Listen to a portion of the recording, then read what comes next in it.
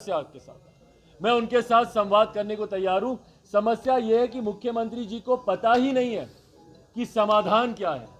जब कोई एक व्यक्ति किसी तरीके से उनके जनता दरबार में फॉर एग्जांपल बिजली की समस्या को लेकर पहुंच जाए तो मुख्यमंत्री जी को पता ही नहीं है कि उसकी समस्या का समाधान कैसे होगा, क्योंकि इतना स्ट्रॉन्ग नेक्सस मुख्यमंत्री नीतीश कुमार जी के संरक्षण में भ्रष्टाचार का इतना स्ट्रॉन्ग नेक्सस बन चुका है आज की तारीख में कि उस नेक्सस को कैसे तोड़ें ये मुख्यमंत्री नीतीश कुमार जी को भी नहीं पता।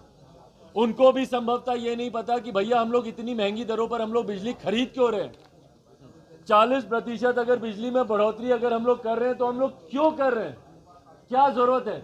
क्या उन्होंने कभी कंपैरेटिव स्टडीज करने की कोशिश की दूसरे राज्यों के साथ। मुख्यमंत्री जी अपने आप को प्रधानमंत्री पद का दावेदार बनाने के लालच में दूसरे राज्यों में जाकर भ्रमण कर रहे हैं, दूसरे नेताओं के साथ हाथ जोड़ रहे हैं कि भाई मुझे प्रधानमंत्री चुन लो। क्या कभी दूसरे राज्यों में वो गए कंपैरेटिव स्टडी के लिए? क्या उन्होंने दूसरे राज्यों में जाकर मॉडल को पढ़ने की कोशिश की कि भैया इस राज्य में ये चीज इतनी अच्छी कैसे हो रही है, या यहाँ पे ये मॉडल इतना अच्छा क्यों चल रहा है, क्या है जो कि हम इस राज्य से सीखकर अपने राज्य में हम लोग। तो मुख्यमंत्री जी को जानकारी नहीं है भैया, he is got no vision. मुख्यमंत्री Nitish Kumar ji got zero vision for the betterment of our state and for the concerning issues of our state. उनको कोई आइडिया नहीं है भैया, उनको कुछ नहीं पता कि हम अपने आज की तारीख में मुख्यमंत्री जी से 5 स्कीम पूछ लीजिए कि बिहार का राजस्व बढ़ाना है तो मुख्यमंत्री जी कैसे बढ़ाएंगे। भाई जब तक आप प्रदेश के राजस्व को नहीं बढ़ाएंगे प्रदेश विकास कैसे करेगा। जब तक प्रति व्यक्ति आय नहीं बढ़ेगी, पर कैपिटा इनकम नहीं बढ़ेगी, जब तक लोगों के हाथ में ज्यादा पैसा नहीं आएगा तो वो प्रदेश कैसे विकास करेगा। मुख्यमंत्री जी से 5 आइडियाज पूछे कि भैया प्रदेश का राजस्व आप कैसे बढ़ाएंगे।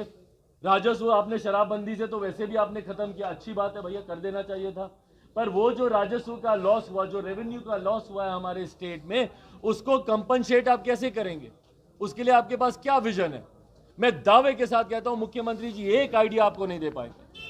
तो ऐसे ही जब ये लोग जाते हैं जनता दरबार में, धीरज जो आपका सवाल था, जब ये लोग जाते हैं वो बार बार जाते हैं जनता दरबार में वही व्यक्ति, क्योंकि उनकी समस्या का समाधान हो ही नहीं सकता।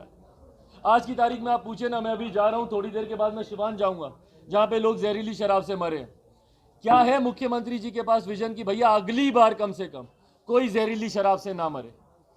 क्या सोच है, क्या नीति है उनके पास, क्या पॉलिसी है उनके पास, ऐसा वो क्या करेंगे ताकि ये लास्ट इंसिडेंट हो ऐसा जहरीली शराब को लेकर। नहीं है उनके पास भैया।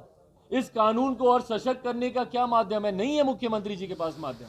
इसीलिए मैं कहता हूं ये मुख्यमंत्री जीरो विजन के मुख्यमंत्री हैं। अब इनके पास किसी समस्या का कोई समाधान नहीं है। बक्सर का क्यों समाधान पिछले 100 दिन में नहीं निकला।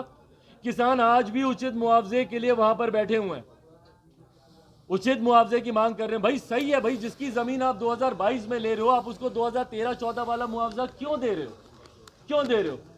पर क्या सोल्यूशन है उनके पास, कोई सोल्यूशन नहीं है, क्योंकि उन्होंने कभी रिव्यू ही नहीं किया। जो वो वहां की जमीन के जो रेट्स होने चाहिए उसका रिवीजन ही नहीं हुआ अभी तक। तो किसी समस्या का समाधान मुख्यमंत्री नीतीश कुमार जी के पास आज की तारीख में है ही नहीं। और ये सिर्फ जन जागरूकता से ही, जनता के जागरूक होने से ही अब समस्या का समाधान निकल सकता है। और यही प्रयास आज मैं आप लोगों के सामने